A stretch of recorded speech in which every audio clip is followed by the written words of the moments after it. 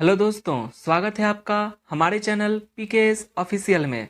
दोस्तों, आज के इस क्लास में कृषि क्रांति के विषय में डिस्कशन करने वाले हैं, जो हर एग्जाम में 1 से 2 प्रश्न पूछे ही जाते हैं।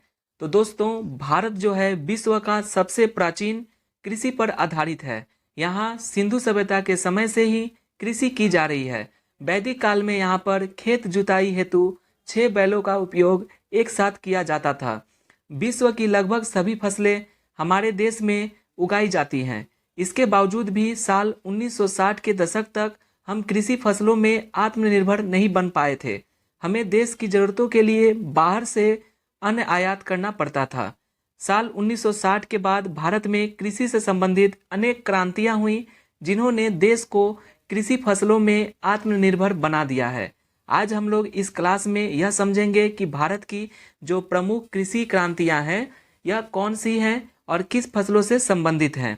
क्लास अगर आपको पसंद आए तो लाइक, शेयर और सब्सक्राइब कर दीजिएगा, ताकि हमें भी मोटिवेशन मिलती रहे। तो चलिए शुरू करते हैं। सबसे पहला जो क्रांति हुई वह है हरित क्रांति, यानी ग्रीन रेवोल्यूशन। ये हरित क्रांति किस फसल से संबंधित है? तो यह है खाद्यान्न, यानी गेहूं, चावल, ये सब से संबंधित है हरित क्रांति। हरित क्रांति खाद्यान्न फसल से संबंधित है। नेक्स्ट है श्वेत क्रांति, यानी सफेद क्रांति। इसे इंग्लिश में कहेंगे व्हाइट रेवोल्यूशन। व्हाइट रेवोल्यूशन किससे संबंधित है? तो यह है दूध से। जो मिल्क होता है, मिल्क का रिप्रोडक्शन कैसे हो, कैसे हमारे देश में दूध की क्षति को जो पूरी की जाए, इसलिए श्वेत क्रांति आया, जिसे हम लोग व्हाइट रेवोल्यूशन कहते हैं। तो दूध से संबंधित है। नेक्स्ट है नीली क्रांति, यानी ब्लू रेवोल्यूशन। ब्लू रेवोल्यूशन जो है यह मत्स्य उत्पादन यानी मछली पालन से संबंधित है। तो नीली क्रांति जो है यह मछली उत्पादन से संबंधित है, न मछली पालन से। ये आप लोग याद रखिएगा, ये बहुत ही इंपॉर्टेंट है। नेक्स्ट है पीली क्रांति, यानी येलो रेवोल्यूशन। पीली क्रांति यह है तिलहन से संबंधित है। जो तेल का जो उत्पादन है यह तिलहन से संबंधित है, जैसे सरसों का तेल, सोयाबीन का तेल, सूरजमुखी के बीज का तेल।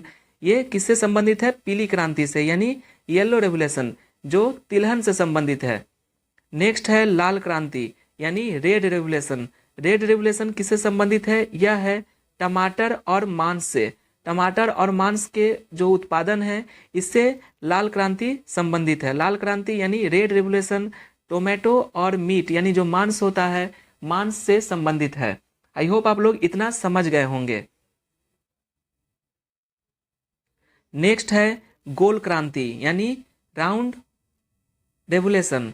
तो गोल क्रांति किससे संबंधित है? गोल क्रांति संबंधित है आलू के उत्पादन से। तो याद रखिएगा, गोल क्रांति आलू के उत्पादन से संबंधित है, आलू। नेक्स्ट है भूरी क्रांति। भूरी क्रांति किससे संबंधित है? यह है उर्वरक से। जो अवरक होता है उसे संबंधित है भूरी क्रांति, उर्वरक से। नेक्स्ट है रजत क्रांति। रजत क्रांति जो है यह अंडा से संबंधित है। अंडा यानी जो एग होता है, अंडा के उत्पादन से संबंधित कौन है? रजत क्रांति। आई होप आप लोग समझ गए होंगे कि रजत क्रांति किससे संबंधित है, तो अंडा के उत्पादन से।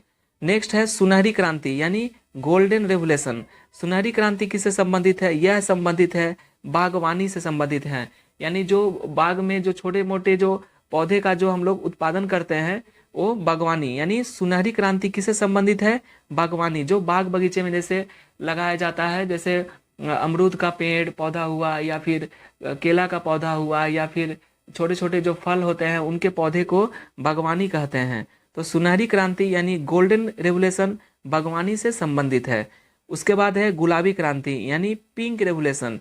पिंक रेवोल्यूशन जो है यह किससे संबंधित है? यह झींगा मछली जो होता है, आप लोग देखे होंगे, चित्र में भी देख सकते होंगे, जो झींगा मछली है, झींगा मछली से संबंधित क्या है? पिंक क्रांति। यह एग्जाम के पॉइंट ऑफ व्यू से बहुत ही इंपॉर्टेंट है। बहुत बार पूछा गया है कि ये जो गुलाबी क्रांति है यानी पिंक रेवोल्यूशन किससे संबंधित है? तो झींगा मछली से। आई होप आप लोग इतना समझ गए होंगे। तो दोस्तों, आप सभी ने देखा कि जो जो क्रांतियां हैं वह किन किन फसलों से संबंधित है। आशा करते हैं आप लोग समझ गए होंगे।